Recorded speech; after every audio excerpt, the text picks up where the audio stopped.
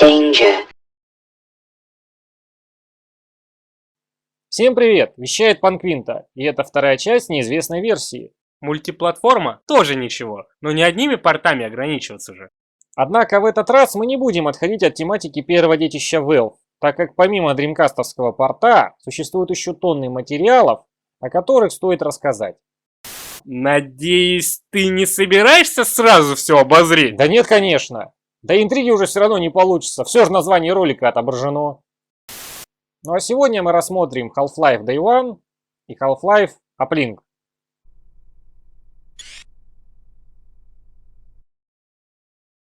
Разработка любой игры – длительный и трудоемкий процесс. При этом довольно часто финальный продукт отличается от изначальной задумки в степенях от немного до кардинально.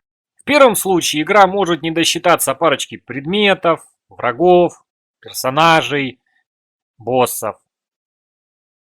Во втором игра может сменить сеттинг, движок, платформу. И многие известные игры в той или иной мере подвергались подобным переделкам. Half-Life исключением не стал. В раннем диздоке главным героем был Айвен. Космобайкер, единолично убивающий все живое, так как союзники в виде охранников и ученых появились значительно позже, благодаря экспериментам с искусственным интеллектом врагов. Персонал комплекса не состоял только из мужчин, а среди бойцов Хеку встречались сержанты с миниганом и гранатометом.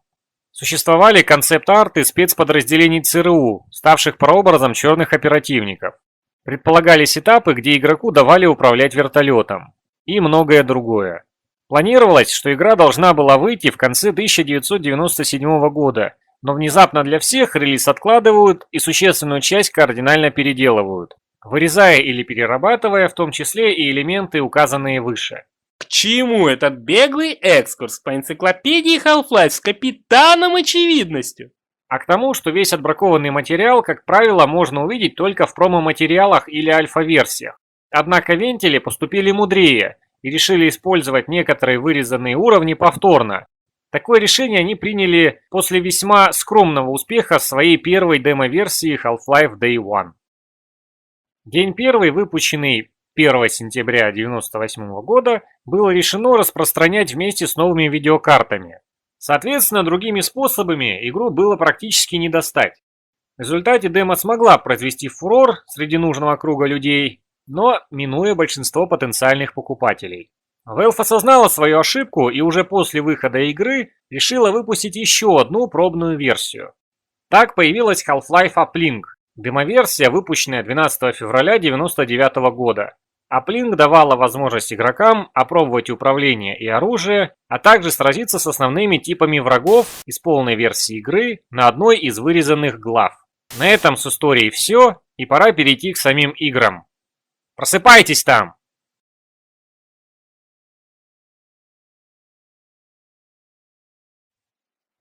Запустив игру, мы попадаем в старое меню. Помимо одиночной игры, доступен тренировочный режим, а вот сетевого не завезли, что вполне логично. В настройках также недостает поддержки Direct 3D.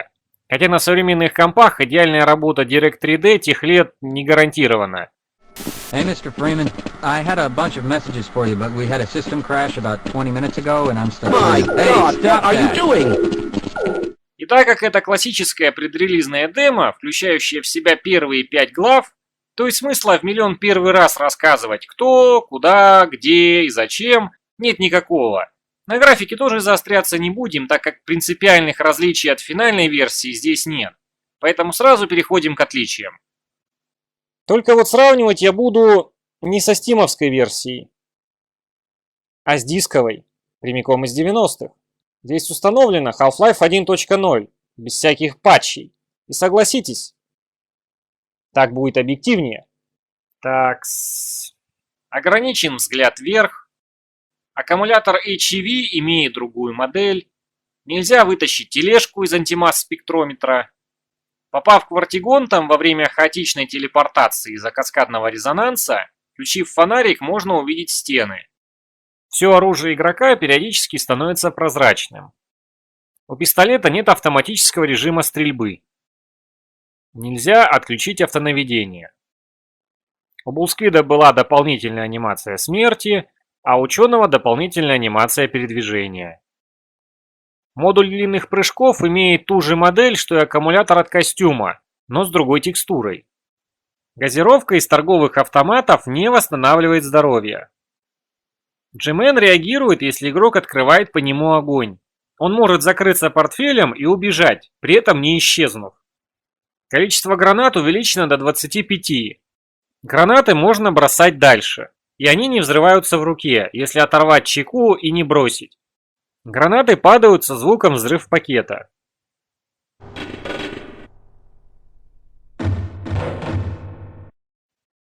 Локация в начале главы «Офисный комплекс» к релизу подверглась небольшой перепланировке. Что она вам так покоя не дает?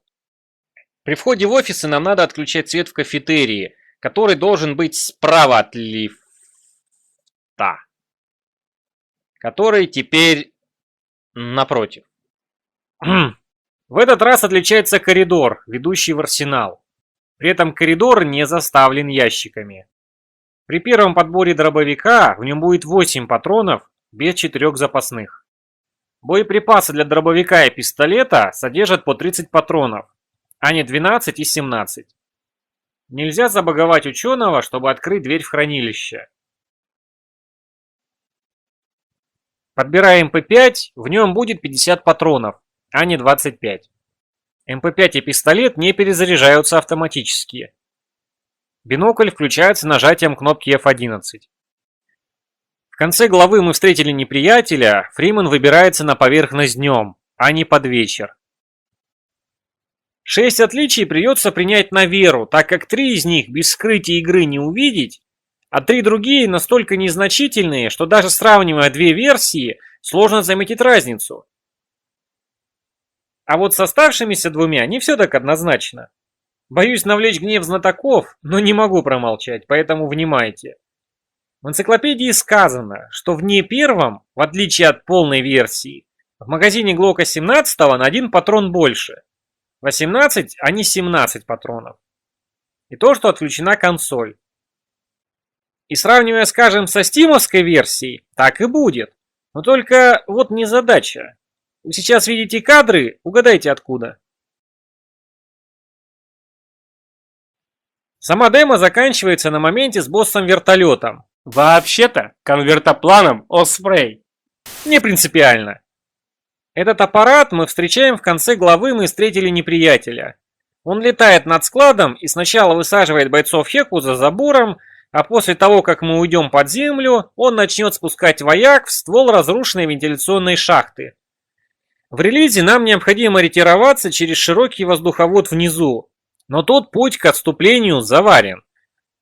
И пока растерянный игрок мечется в поисках выхода, экран темнеет, и на этом демо заканчивается.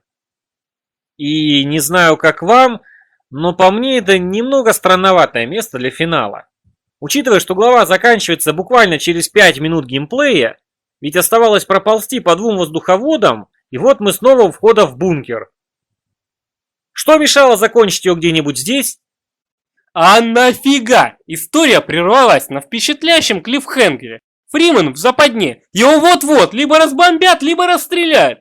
После такого финала игрок будет требовать продолжения и при первой возможности купит заветный диск. Это куда интереснее неопределенности с бункером. Плюс не пришлось раскрывать детали сюжета. Ну не знаю. По мне это все больше подходит для второй демки, которой, кстати, пора переходить.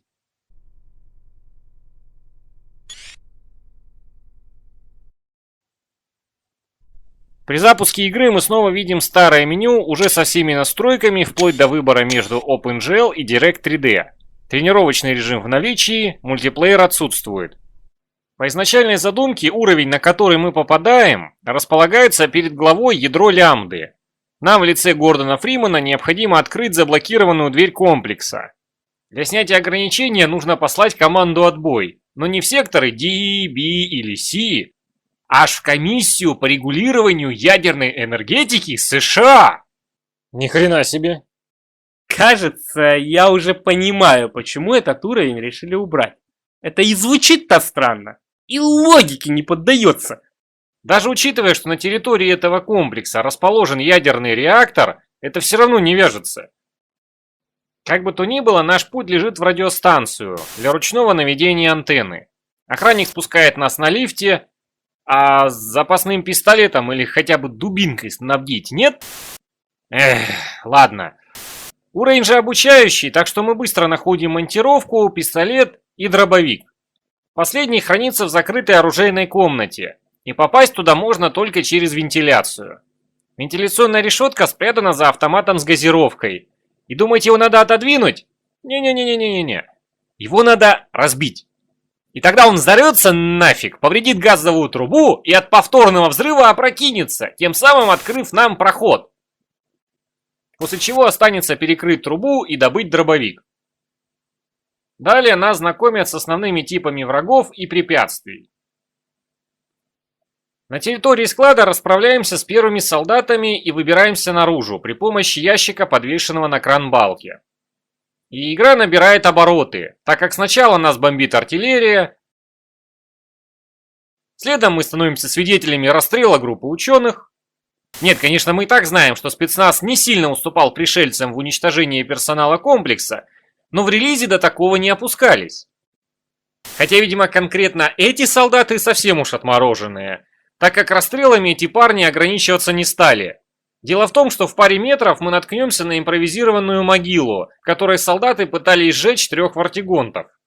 Мужики, походу, перед отправкой в режиме нон-стоп пересматривали карпентеровскую нечто и решили сжечь по полной. В любом случае мы доходим до радиостанции и при помощи нашего коллеги попадаем внутрь, где разворачиваем антенну к энергетикам передом, а к ЦРУ задом. Я серьезно, с этой вышки можно связаться с ООН, ЦРУ, НАСА, Пентагоном и НАТО. Эй, а где Госдеп и Белый дом? Нам необходимо срочно связаться с президентом Клинтоном. Моника Левински просила не беспокоить. Военные время не теряют и врываются внутрь, с требованием не засорять эфир. Перебив нападавших, нам приходится сваливать через канализацию. Там сначала мы находим вооруженного ученого при смерти. Хоть одному хватило ума взяться за оружие, а не дожидаться коллег. Спускаемся ниже и видим зомби, волокущего 2 тела.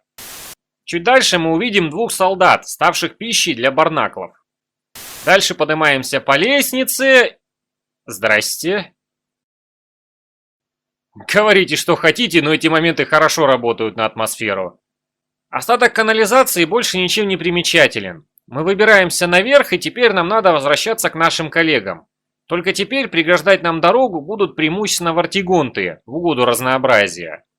Вернувшись к началу уровня, мы наконец входим в разблокированную дверь комплекса Лямбда. Внутри нас уже поджидают хедкрабы, зомби и хаундаи. Но это так, легкая прогулка перед королем этой демки. Перебив всю мелочь, мы натыкаемся на Гаргантюа, перевыполняющего план сноса ветхого жилья. И все осложняется тем, что помешать подобной перепланировке нам нечем. Нет, граната у нас, конечно, есть, но это далеко не самое эффективное оружие против этого циклопа с напалмом. Тут в арсенале не хватает растяжек или ранцев, и вот тогда его взорвать вполне реально.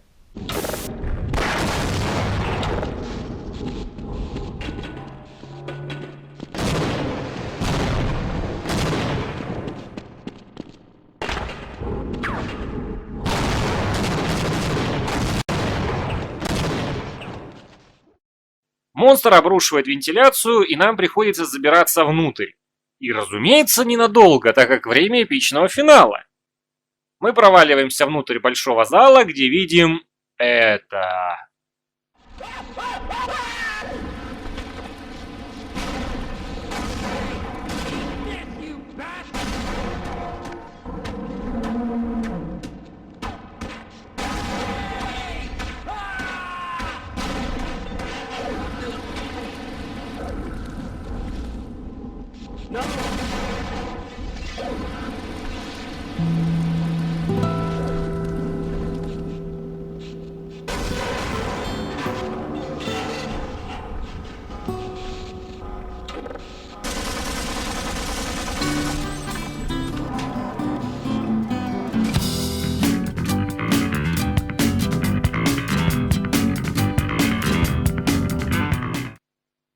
И это охрененно! По двум причинам. Во-первых, представление о Гаргантюа. В релизной версии знакомство с этим противником происходит внезапно и без изюминки. Вот монстр, вот солдаты, развлекайся. И все. Да, мы увидим, как эта хреновина сотрет горе-вояк в порошок, спору нет. Только вот такой громадине нужна была сценка поэпичнее. Вспомните первую встречу с тентаклями. Нас к ней подготовили. Идя по коридору, мы слышим грохот, доносящийся из-за стены. Потом натыкаемся на ученого, который просит уничтожить тварь. И уже зайдя в комнату управления, мы натыкаемся на монстра во всей красе. И это работает. А тут и сам с собой развлекается, без всякой режиссуры. И главное, что при второй встрече с Гаргантюа мы можем увидеть вот такую заскриптованную сцену, которую, правда, игроку некогда лицезреть, так как ему, по идее, нужно бежать к выходу из парковки. А во-вторых, самого сражения не происходит. Да, это тот же ход, что и в не первом, но разница есть. В случае с вертолетом Фриман не находится в безвыходной ситуации. Игроку ничего не мешает перестрелять десант и потом либо попытаться найти путь к отступлению, либо вернуться в укрытие. А в случае с Гаргантюа Фриман оказывается в западне, из которой почти не спастись. Персонаж зажат в угол, на него прет невиданный доселе гигант, которого пули не берут. И через пару мгновений из Фримана выйдет хорошее жаркое или фарш. И это куда более эффектный финал для демонстрации.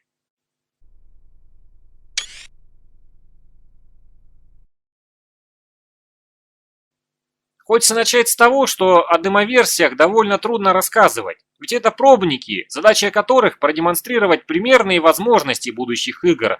И все.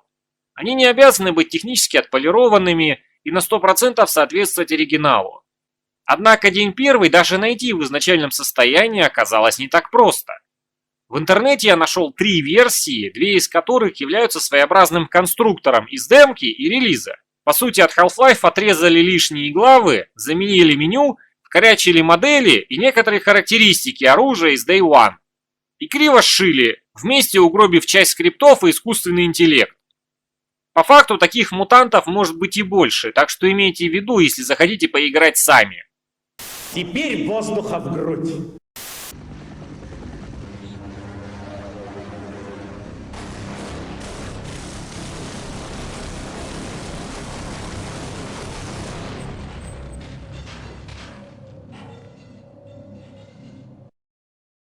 Day One — совершенно нормальная демоверсия, которая прекрасно справилась со своей задачей в далеком 98-м, наконец дав уже игрокам поиграть в желанную игру.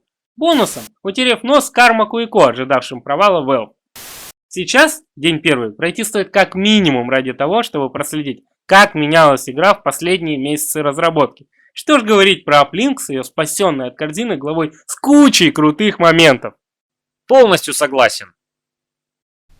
Ну а на этом все. Спасибо, что посмотрели. Надеюсь, было интересно. С вами был Панквинта и Притчер. До связи.